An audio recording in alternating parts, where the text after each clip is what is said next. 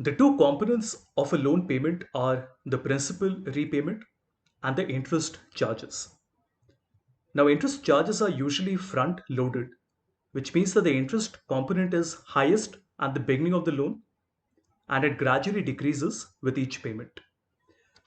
For this, we use two functions. One is the PPMT function, and the other is the IPMT function to calculate the principal and the interest amount.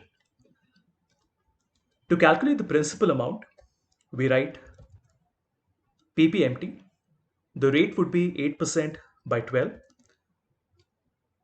The PER would be number one, which is the first period. NPER would be 10 into 12, so 120 months. And the present value would be 10,000. Let me just put the dollar signs as well.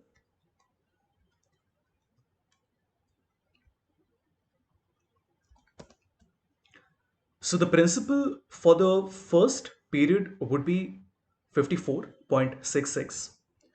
And if you want to look at the interest, we can simply copy this entire formula and change the PPMT into IPMT. And as you can see, the interest is much higher than the principal amount. And if we add these up,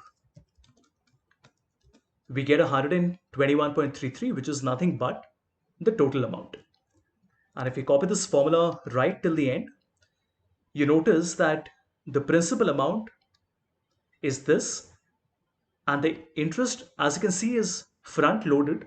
That means that the interest amount is higher in the beginning and it keeps on reducing over the period.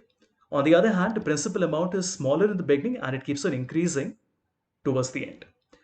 So the final payment that I make on the 10th year will actually have a principal of 120 and an interest only of 0, and the total would be 121.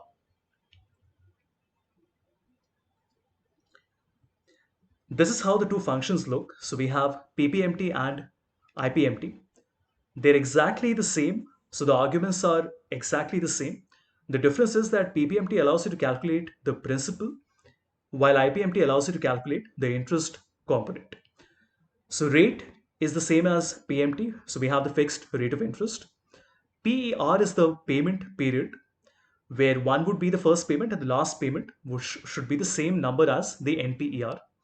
And then NPR is the number of payments, the loan principal. In case you have a balloon payment, then you can put the future value as well.